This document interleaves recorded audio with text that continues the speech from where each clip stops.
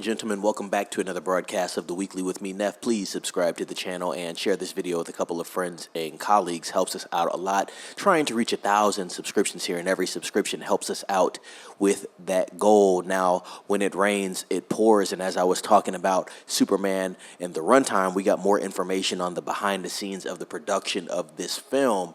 So let's read a little more into that. Superman faced major changes after test screenings, reshoots, less humor, shorter runtime, and new editor and composer.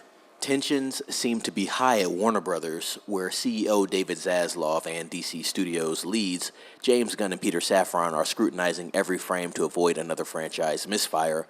Sources close to the production say the film received a mixed reception at earlier test screenings, triggering a cascade of changes. Gunn's original cut apparently leaned heavier on humor, something the execs weren't entirely sold on. In response, several comedic beats were cut, trimming down both tone and runtime. More intriguingly, one of the film's editors was quietly removed mid-process, leading to a significant reworking of the film's structure. This wasn't just a tweak, it signaled a deeper shift in how the story was being presented. Key sequences were shuffled and several new scenes were added during recent reshoots. The music department wasn't spared either. A second composer was brought in late in the game to reshape the score, suggesting the tone may have been in flux as recently as a few weeks ago. It's all part of what one insider described as a slight course correction. All in all, about 25 minutes of footage has been trimmed from earlier versions, giving the final cut a leaner feel, which we talked about a little earlier. The adjustments hint at a studio anxious to get it right, especially with this being the first major installment in the rebooted DC universe. The last test screening is set to happen this week, and I'll be looking into the details of that. Whether these 11th hour changes will pay off remains to be seen, but I'm sure there will be a bit more confidence in the finished product, which is officially in the can if everything turns out to go well.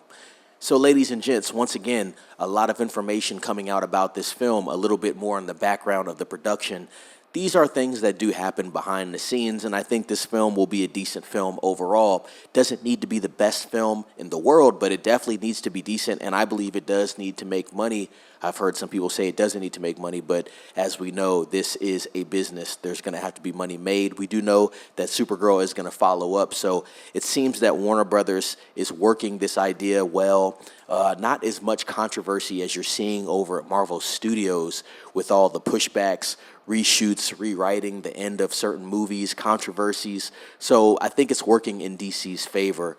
More updates will be coming soon. I want to see what they say about this last test screening. We're going to get some solid information, not just hearsay. So be on the lookout for that, ladies and gents. Please subscribe to the channel. Share this video with a couple of friends and colleagues, especially someone that's excited about this Superman film. Let them know about this update. Like this video and ring the bell for notifications for more Superman updates. Be safe. It's Neff signing off.